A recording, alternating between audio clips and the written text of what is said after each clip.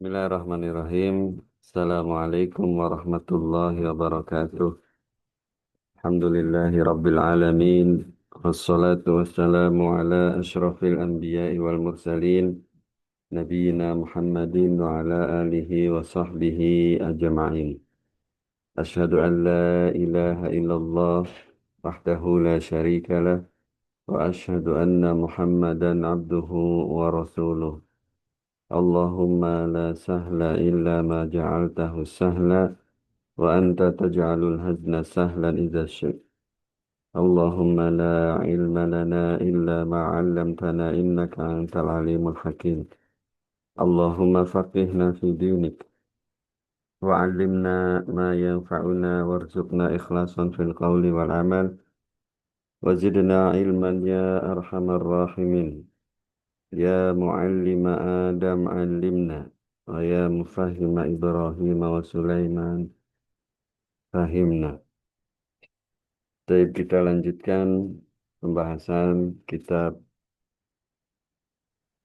Tauhid yang ditulis oleh Imam Muhammad bin Abdul Wahhab bin Sulaiman At-Tamimi yang wafat pada tahun 1206 Hijriah.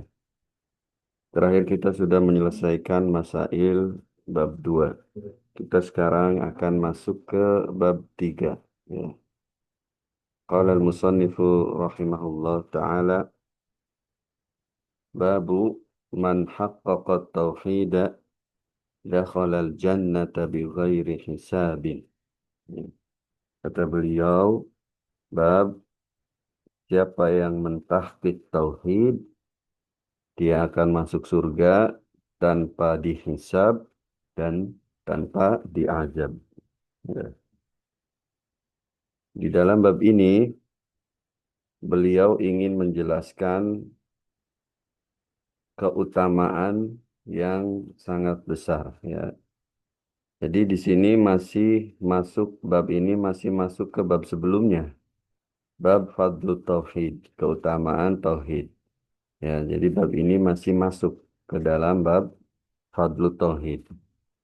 Kenapa bab ini disendirikan?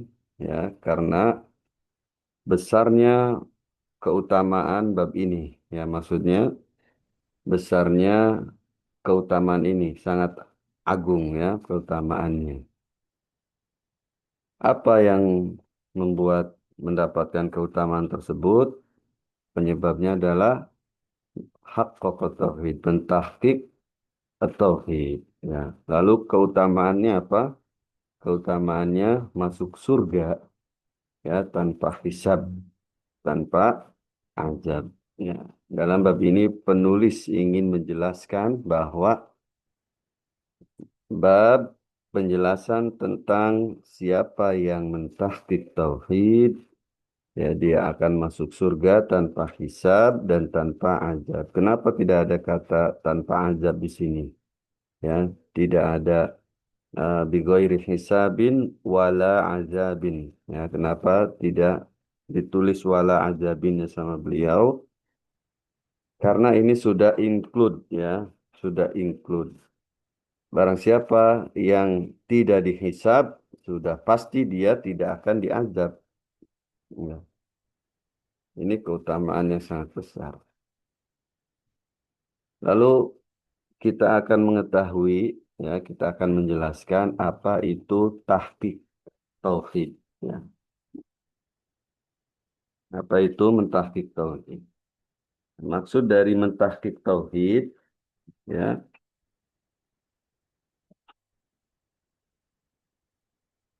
adalah apa? Adalah tauhid itu sudah menancap mendarah daging di orang tersebut, ya rusuh.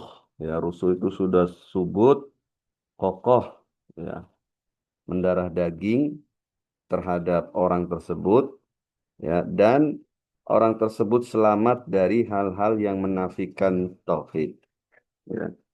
Selamat dari hal-hal yang menafikan tauhid. Hal-hal yang menafikan tauhid itu ada tiga, ya. Yang menafikan tahqiq tauhid, ya. Yang menafikan tahqiq tauhid itu ada tiga. Yang pertama adalah kesyirikan.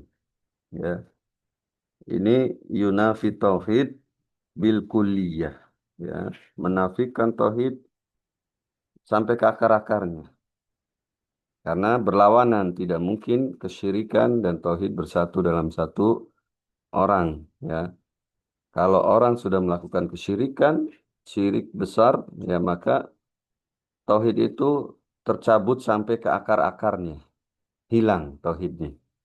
Ya, kalau syirik kecil menafikan kesempurnaan tauhid, ya, tauhidnya cacat. Yang kedua yang menafikan tauhid adalah bid'ah. Ya. Bid'ah ini menafikan kesempurnaan tauhid. Ya. Seorang berbuat bid'ah menafikan kesempurnaan tauhid. Bid'ah-bid'ah yang dimaksud adalah bid'ah-bid'ah dalam perkara akidah. Perkara akidah. Ya. Misalnya apa? Meyakini bahwa Allah punya nama Al-Mutakallim. Ya. Allah punya nama Al-Munzir.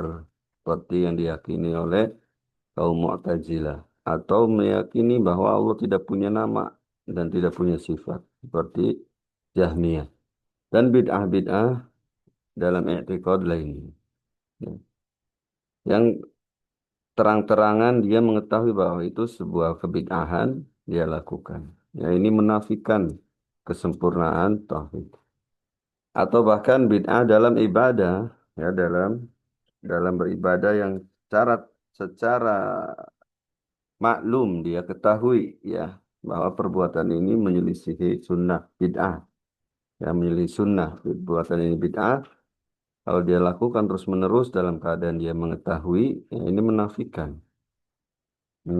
kesempurnaan tauhid. Maka orang yang berbuat syirik, ya sudah pasti dia tidak bertauhid. Orang yang berbuat bid'ah, ya melakukan kebid'ahan, ini sudah pasti dia tidak mentahqiq. Tauhidnya itu tidak tauhid secara sempurna. Tahqiq itu sempurna tauhidnya ya. Yang ketiga adalah maksiat. Ya. Yang ketiga adalah maksiat. Jadi syirik, bid'ah, dan maksiat. Ya. Maksiat ini menafikan atau mengurangi pahala tauhid. Ya. Jadi orang yang bermaksiat ini mengurangi pahala tauhid. Yang dimaksud menjauhi maksiat adalah sungguh-sungguh dia dalam menjauhi maksiat, tidak menganggap enteng maksiat. Karena setiap manusia ya kullu kullu ibnu Adam ya, kullu ibnu Adam khata'un ya. Semua ibnu Adam pasti terjatuh dalam kesalahannya itu maksiat. Tidak ada yang bisa nah, maksudnya selamat dari maksiat, tidak ada yang bisa. Tetapi yang terbaik adalah wa khairul khata'in ya at-tawwabin. Sebaik-baik orang yang berdosa adalah yang selalu bertobat. Makanya Syekhul Islam Ibnu Taimiyah dalam Risalah Tadmuriyah mengatakan man aznaba ya fanadama fataba faqad asbaha abahu. Ya. Barang siapa yang berdosa kemudian menyesal dan bertobat, maka dia telah menyerupai bapaknya, ya ini bapak moyangnya Adam. Ya. Dan yang menyerupai bapaknya, ya, wama zolamu, dia tidak zalim, bukanlah orang yang zalim.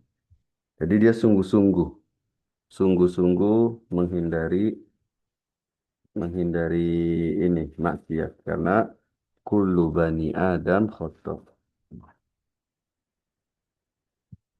Kemudian tahqiq tauhid ini ada dua, ya.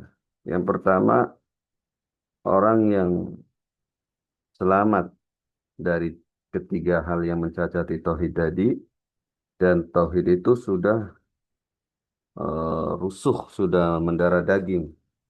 Bisa dilihat dari perangainya, ya. Kemudian dari bicaranya, kalau dia berbicara, itu nuansa tauhidnya selalu ada, ya, kuat. Kalau dia menulis, menulis apapun, ya, nuansa tauhidnya itu terasa, ya, kuat di dalam karangan-karangannya, dalam tulis-tulisannya. Ya. Kalau dia seorang pedagang, apapun itu kuat. Kalau dia seorang ibu rumah tangga dan lainnya, nuansa tauhidnya kuat. Ya, jadi dua derajat ya, ada dua tingkatan. Yang pertama derajat yang wajib yang tadi. Yang kedua derajat yang nafilah. Yang nafilah itu apa? Itu orang memenuhi hatinya dengan Allah semata. Ya. Hatinya itu dipenuhi hanya dengan tawakal kepada Allah, bersandar kepada Allah. Ya. Dan melepaskan dari semua selain Allah. Melepaskan diri dari semua selain Allah. Ini sangat sulit ya. Manusia dalam hal ini itu bertingkat-tingkat ya, berderajat-derajat bertingkat-tingkat. Ada yang sempurna, ada yang kurang. Makanya di dalam surga pun nanti bertingkat-tingkat ya, sesuai dengan tauhidnya. Ya, jadi di surga itu darajat, di neraka darokat. Ya, di neraka juga bertingkat-tingkat sampai ke bawah terus. Dan ini bentuk-bentuk peribadatan yang paling tinggi, yaitu tawakal orang memenuhi hatinya dengan Allah Subhanahu wa taala, tidak tergantung kepada siapapun, ya, tidak terpengaruh oleh apapun. Jadi nanti dibahas di babnya ya, panjang lebar. Jadi ini maksudnya siapa yang mentahqiq tauhid, dia akan masuk surga tanpa hisab dan tanpa azab. Ya. Wa qaulullahi ta'ala, ya. Allah Subhanahu wa taala berfirman, maksudnya ini dalil pertama ya. Dalil pertama. Allah Subhanahu wa taala berfirman, "Inna Ibrahim kana ummatan qanitan lillahi hanifa wa lam yaku minal musyrikin." Ya. Sesungguhnya Ibrahim itu adalah ummah. Perhatikan di sini ada 4 sifat ya. Beliau Ibrahim alaihissalam disifati dengan 4 sifat di sini sama Allah. Sesungguhnya Ibrahim itu adalah ummah. Ummah itu imam, ya, orang yang diikuti, imam. Qanitan lillah, ini yang kedua. Hanifa, ya, qanitan lillah itu taat kepada Allah, ya, kunut, mentaati Allah. Semuanya untuk Allah. Hanifa, Hanifa ini kemarin sudah dijelaskan, yaitu iqbalu ala Allahi bitauhid. Ya. Walam yaku minal musyrikin, dan dia bukan termasuk orang musyrik ya, tidak pernah dia melakukan kesyirikan, ya, bukan termasuk orang musyrik. Ini 4 sifat. 4 sifat ini menggambarkan bahwa beliau Ibrahim alaihissalam itu mentahqiq tauhid. Jadi sisi pendalilannya pertama, mana dalilnya bahwa Ibrahim mentahqiq tauhid? Ini 4 sifat ini. Ya. Dan Nabi Ibrahim itu orang yang sudah diuji dengan semua bala yang tidak enak ya. Semua yang tidak enak itu beliau sudah melewatinya dan beliau lulus ya. Makanya beliau disebut Khalilullah, kekasih Allah ya. Pada setiap keadaan beliau selalu mendahulukan Allah. Ya, pada setiap keadaan selalu mendahulukan Allah. Beliau dipisahkan dengan orang tuanya, ya, diusir oleh keluarganya, diusir oleh kaumnya. Beliau ndak nyerah ya, beliau tetap di hatinya hanya Allah. Ya, kemudian beliau dicoba dengan tidak mempunyai anak selama 80 tahun. Ya, tidak mempunyai keturunan selama 80 tahun. Ya, ketika sudah memiliki keturunan, ya, Allah perintahkan dibuang, ya, suruh dibuang. Maksudnya diletakkan daerah yang tidak ada apa-apanya, tidak ada air, tidak ada sumber kehidupan.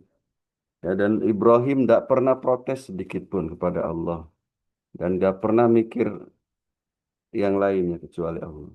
Ya, setelah itu, setelah sudah besar, tidak bertemu dengan anaknya, tiba-tiba ketemu, disuruh disembelih dan Nabi Ibrahim laksanakan semuanya. Ya. Jadi semua yang tidak enak itu dialami oleh Ibrahim dialami dan lulus. Ya Allah berfirman, wa idzibtala Ibrahim rabbuhu fa'atammahu bikalimatin ya. Ketika Allah membala Ibrahim dengan semua bala, maka Ibrahim menyempurnakannya. Ya. Makanya ini eh, yang mencapai derajat ini hanya beliau dan keturunannya itu Muhammad Sallallahu Alaihi Wasallam. Ya, mencapai derajat ini. Lalu mana kata ada kholal jannah bi ghairi hisab wala azabnya? Ya kan di sini hanya tahqiq tauhid. Ya, sisi pendalilannya di mana? Masuk surga tanpa hisab tanpa azabnya. Sisi pendalilannya ada di ayat berikutnya. Ini kan ayat 120. Ya, ada di ayat 122 An-Nahlnya. Ya, jadi ayat berikutnya Allah berfirman wa innahu fil akhirati laminas solihin. Dan dia Ibrahim itu di akhirat adalah orang-orang yang soleh, ya, orang yang soleh, termasuk orang yang soleh. Ya. Dan soleh ditafsirkan oleh Az-Zajjaj. Az-Zajjaj ini ulama ahlul lughah, ya, ulama ahlul lughah. Kata beliau, as-solihu fil akhirati al-faiz. Ya. Ya, soleh di akhirat adalah faiz, beruntung. Ya, ditafsirkan oleh Az-Zajjaj. Ya. Dan beruntung di akhirat itu yang paling besar, keberuntungan yang paling besar adalah masuk surga tanpa hisab dan tanpa azab. Itu keberuntungan yang paling besar. Ya, puncak keberuntungan. Maka ini sisi pendalilannya ya. Ada di ayat 122-nya dan ditafsirkan oleh Az-Zajjaj sesuai penafsiran Az-Zajjaj ya. Ini menunjukkan bahwa kedalaman ilmu dari penulis ya. Penulis itu berdalilnya melatih kita untuk nalar. Jadi beliau hanya membawakan satu ayat, tapi seakan-akan beliau berbicara, kalau kamu ingin tahu sisi pendalilan saya, kamu baca ayat setelahnya. Dan beliau tidak bawakan. Ya. Kamu baca ayat setelahnya dan ayat setelahnya juga ya itu ditafsirkan lagi oleh ulama, jadi bukan oleh beliau sendiri. Ya. Jadi setelah kita nemu ayatnya, iya ayat setelahnya laminas solihin. Terus di mana sisi ininya, sisi pendalilannya?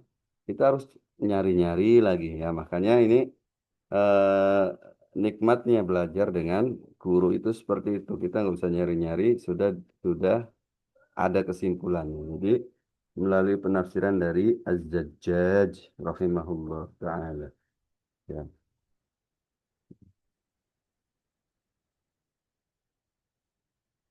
Dan ya tadi apa yang terbesar adalah masuk surga tanpa hisab dan tanpa azab. Ya. Jadi yang pertama sifat Ibrahim, ya yang kedua balasan. Summa qala al-musannifu rahimahullah wa qala ya, wa qala maksudnya dan firman Allah Subhanahu wa taala dalam surat Al-Mu'minun ayat 59 walladzina hum bi rabbihim la yusyrikun ya dan orang-orang dan mereka ya mereka yang tidak berbuat syirik kepada Rabbnya. Yang mana sisi pendalilannya mereka tidak berbuat syirik ya. Sisi pendalilannya adalah pada ayat berikutnya juga, ayat ayat ke-61 ya. Ayat ke-61. Allah berfirman, ya ulaika yusarri'una fil khairati wa hum laha sabiqun. Ya. Ini pujian bagi orang-orang yang beriman ya. ujian bagi orang-orang yang beriman. Mereka tidak berbuat syirik kepada Rabb-nya dan mereka itu yusari'un ya yusari'una fil khairat bersegera dalam kebaikan. Wahum laha sabiqun ya dalam ayat 61-nya dan mereka itu sabiqun. Di sini sisi pendalilannya. Ya.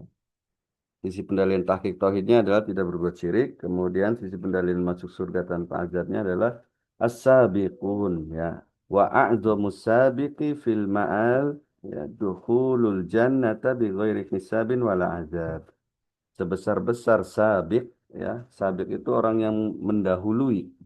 Sebesar-besar orang yang mendahului adalah orang yang masuk surga tanpa hisab, tanpa azab ya. Dan inilah pujian bagi mereka, bagi sabik tadi. Ya, karena mereka mentahqiq tauhid. Jadi orang-orang sedang dihisab, sedang dihitung, sedang ditimbang dosa-dosanya, amalannya. Tiba-tiba ada yang mendahului langsung masuk surga. Nah, ini kan keberuntungan yang besar. Ya. Allahu alam bisawab. Lalu dalil yang ketiga. Di sini hanya ada tiga dalil. Beliau menurunkan tiga dalil. Wa an Husain bin Abdurrahman qol ya dari Husain bin Abdurrahman dia berkata kuntu inda Sa'id bin Jubair dulu saya berada di majelisnya Sa'id bin Jubair. Sa'id bin Jubair seorang tabi'in ya seorang tabi'in. Saya berada di majelisnya Sa'id bin Jubair ya. Waqal faqala kemudian Sa'id berkata ayyukum ra'al kawkabal ladzi qaddal barihah. Siapa di antara kalian yang semalam melihat bintang jatuh? Fakultu ana. Maka saya berkata, kata Husain, kata Husain, ya, saya yang melihatnya. Summa qultu, lalu saya berkata, ama inni lam akun fis shalah, ya, walakinni ludigtu. Ya. Saya berkata, ketika aku melihatnya, aku bukan dalam keadaan sholat. Ya, ini untuk menepis dugaan bahwa oh mungkin dia sedang sholat malam ya sampai dia melihatnya. Jadi untuk menepis itu ya agar dia tidak terjatuh kepada ria, ya, maka dia langsung mengklarifikasi. Saya tidak dalam keadaan sholat ya ketika melihatnya, tapi saya terbangun karena saya disengat ya, disengat oleh binatang, oleh kalajengking dan yang lainnya. Faqala maka Sa'id bin Jubair berkata kepadaku, kepada Husain, "Fama sona'ta, apa yang kamu lakukan setelah kamu disengat binatang itu?" Qultu irtaqaitu. Ya, saya menjawab, saya ruqyah, ya, saya meruqyahnya. Dalam riwayat lain istarqaitu dalam riwayat lain riwayat Muslim ya, saya minta untuk diruqyah. Ya. Faqala fama hamalaka ala zalik. Maka Sa'id langsung berdiskusi dengan dia. Sa'id berkata, apa yang membawamu untuk melakukan itu? Ya, untuk meruqyah. Apa kamu punya dalil? Ya, punya dasar? Ya. Maka ini ini apa ya? Kata Ibnul Mubarak, dulu orang itu ngomong itu dipercaya, tapi setelah terjadinya fitnah, kalau ada yang ngomong masalah ilmu, langsung sammulana rijalakum seperti itu ya, datangkan sanadmu itu dari siapa kamu mendapatkan itu. Maka ini eh, kemungkinan ya setelah zaman-zaman itu juga, nah, zaman orang banyak berbohong atas nama Nabi. Maka Said mengatakan apa yang membawamu, apa yang mendorong Anda melakukan itu. Ya. Maka kultu kata Husain, saya menjawab hadisun haddatsana Sya'bi, sebuah hadis yang Asy-Sya'bi meriwayatkannya kepadaku, katanya. Qala Sa'id menjawab, wa ma haddatsakum, apa yang dia riwayatkan kepadamu? Qultu, saya menjawab, ya, haddatsana an Buraidah bin Husain, bin Husayb, ya. Dia meriwayatkan hadis dari Buraidah bin Husayb, dia seorang sahabat Buraidah. Anahu qala bahwasanya kembali ke Nabi SAW, bahwasanya Nabi SAW bersabda La ruqyata illa min ainin au humatin. Tidak ada ruqyah kecuali terhadap penyakit ain dan ini huma. Huma itu apa? Sengatan, ya, dari sengatan binatang berbisa. Ya. Qala qad ahsana man intaha ila ma sami'a. Ya. Kata Said memuji beliau, memuji Husain, sungguh orang yang beramal dengan dalil itu orang yang bagus, kata Said, ya.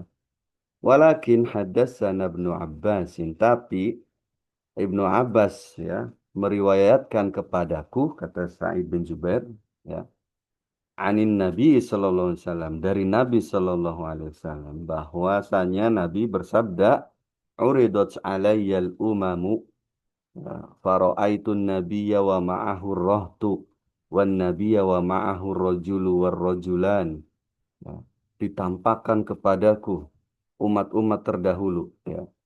Hal ini, kata para ulama, bisa di dalam mimpi Nabi, bisa ketika Nabi Mi'raj ke langit, ya, ke langit 7, atau bisa juga dalam keadaan Nabi terjaga. Ya, jadi hal-hal yang hadis-hadis yang seperti ini ada tiga kemungkinan. Maka saya melihat, kata Nabi SAW, saya melihat seorang Nabi wa ma'ahur rohat, yang bersamanya ada rohat itu 9 sampai 3. Itu rohat, ya, ada segelintir orang, ya, nggak nyampe 10. Itu rohat. Ada Nabi yang pengikutnya tidak nyampe 10. Wan nabiyya wa ma'ahu rajulu wa rajulan, ya. Dan ada seorang nabi yang pengikutnya hanya 1-2 orang, kata Nabi. Wan nabiyya wa laisa ma'ahu ahadun, dan ada seorang nabi yang tidak punya pengikut sama sekali. Ya. Kita sudah jelaskan kemarin bahwa nabi itu perbedaan nabi dan rasul, ya. Bahwa kalau rasul itu tabligh, menyampaikan, kalau nabi tidak diwajibkan untuk menyampaikan. Maka mungkin, ya, nabi yang tidak punya pengikut ini karena nabi ini tidak menyampaikan. Ya. Tapi kalau rasul pasti ada pengikutnya, ya. Karena setiap rasul pasti ada pengikutnya. Izrufi ali sawadun azimun. Lalu tiba-tiba ditampakkan kepadaku rombongan yang besar. Fazonantu annahum ummati. Saya mengira itu adalah umat saya, kata Nabi SAW. Faqilali, maka dikatakan kepadaku, hadza Musa wa qaumuhu. Ya. Ini umatnya Musa, kata malaikat, ya. Fanazortu, maka saya pun melihat ke arah yang lain, kata Nabi SAW. Faida sawadun azimun. Ada rombongan yang lebih besar dari rombongan yang tadi. Lebih besar, lebih besar. Faqilali, maka dikatakan kepadaku, hadhihi ummatuk. Ya, ini adalah umatmu. Ya. Wa ma'ahum sab'una alfin yadkhulunal jannata sab'una alfan yadkhulunal jannata bighairi hisabin wala azabin. Ini sisi syahidnya, ya, sisi pendalilannya. Ini adalah umatmu, ya. Di antara mereka ada 70.000 orang yang akan masuk surga tanpa dihisab dan tanpa diazab. Ini sisi pendalilannya, ya, masuk surga tanpa dihisab, tanpa diazab, 70.000, ya. Tsumma nakhadha fadakhala manzilahu. Kemudian Nabi diam, ya, dan masuk rumah. Nabi masuk ke rumahnya. Fakhadhan nasu fi ulaika. Maka manusia ini berdiskusi setelah itu, berbincang-bincang, penasaran siapa mereka, ya. Faqala ba'duhum, sebagian mereka ada yang mengatakan, fala'allahumul ladzina sahibu Rasulullah sallallahu alaihi wasallam. Mungkin mereka adalah orang-orang yang pernah membersamai Nabi, ya, sahabat Nabi yang terdekat. Faqala ba'duhum, sebagian lagi berkata, fala'allahumul ladzina wulida fil islami falam yusyriku billahi syai'a. Mungkin mereka adalah orang yang dari lahir sudah Islam dan tidak pernah berbuat syirik sama sekali. Ya, fadzakaru asya, mereka menyebutkan ini dan itu, ya, pada berargumen. Fakharaja alaihim Rasulullah sallallahu alaihi wasallam fa akhbaruhu ya. Maka Nabi pun keluar. Setelah terjadi diskusi di luar, Nabi keluar dari rumahnya dan mengabarkan kepada mereka tentang 70.000 orang yang masuk surga tanpa hisab dan tanpa azab. Faqala Nabi bersabda, humul ladzina la yastarqun. Mereka adalah orang-orang yang tidak minta diruqyah. Nah, ini sisi pendalilan dari Said bin Jubair untuk menjidal, untuk mengalahkan hujahnya Husain tadi. Karena Husain eh, membawakan hadis juga, hadis tentang ruqyah.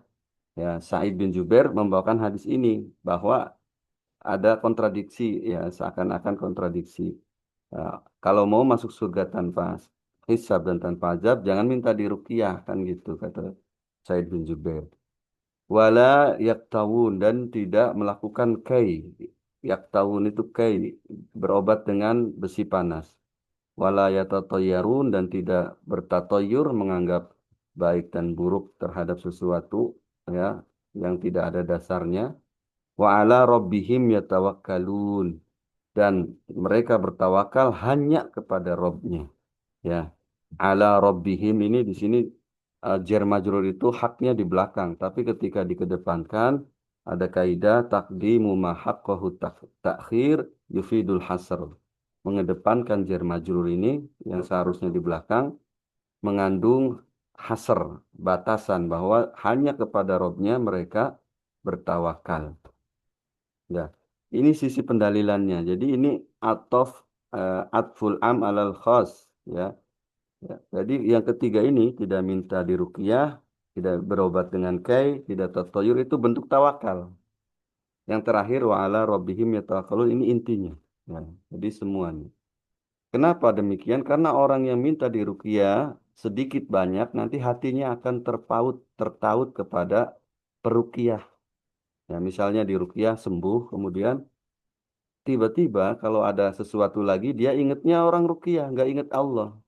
Ingatnya si peruqyah tadi. Makanya dalam kata jumhur ulama membuka praktek ruqyah itu makruh. Ya, memfasilitasi orang untuk meruqyah itu makruh. Ya, tentunya tergantung kondisi di negara tersebut atau di daerah tersebut. Ya, kemudian tidak berobat dengan besi panas menunjukkan dia tidak tahan dengan penyakitnya sampai setega itu menyiksa diri. Ya, menyiksa diri. Dahulu kalau misalnya lengan terputus atau apa, ketika ditempelkan oleh besi panas, oleh kai dan itu ada ahlinya juga, ya tidak sembarangan orang yang bisa melakukannya, itu cepat sembuhnya, cepat sembuhnya. Jadi mereka menandakan mereka tidak tahan dengan penyakitnya dan bergantung kepada si tukang kai tadi. Ya. Kemudian tatoyur juga ini orang yang hatinya tidak tawakal pada Allah, tapi kepada sebab-sebab yang tidak jelas. Ya. Ini bentuk-bentuk orang yang tidak minta diruqyah, tidak minta dikai, tidak tatoyur itu orang yang di antara bentuk tawakal. Meskipun banyak lagi ya tawakal. Ini sisi pendalilan. Faqama Uqasyatu bin Mihsan, maka Uqasyah bin Mihsan berdiri. Faqala dia berkata, ya Rasulullah, ud'ullaha ayyaj'alani minhum. Doakan kepada Allah agar saya masuk ke 70.000 tadi. 70.000 orang tadi. Faqala, maka Nabi menjawab, anta minhum. Kamu termasuk. Ya Uqasyah. Masya Allah. Ya ini keutamaan Uqasyah. Thumma qama rajulun ahor. Kemudian orang lain juga berdiri. Ya, laki-laki lain berdiri. Dia juga berkata, faqala, ud'ullaha ayyaj'alani minhum. Ya Rasulullah, doakan juga saya agar masuk ke 70.000 tadi. Faqala, maka Rasulullah menjawab, sabaqaka biha Uqasyah. Ya, Uqasyah. Ya, kamu telah didahului oleh Uqasyah. Ya, ini menunjukkan keutamaan Uqasyah ya. Di antara sahabat Nabi yang ribuan, di antara umat Nabi yang miliaran, cuma satu yang baru dikatakan oleh Nabi SAW dia akan masuk surga tanpa hisab dan tanpa azab, ya, yaitu Uqasyah bin Mihsan. Jadi kita masih gaib, tidak mengetahui 70.000 tadi siapa saja masih gaib. Ya, masih gaib. Mudah-mudahan kita masuk ke yang 70.000 tadi. Karena baru satu yang Rasul sebutkan.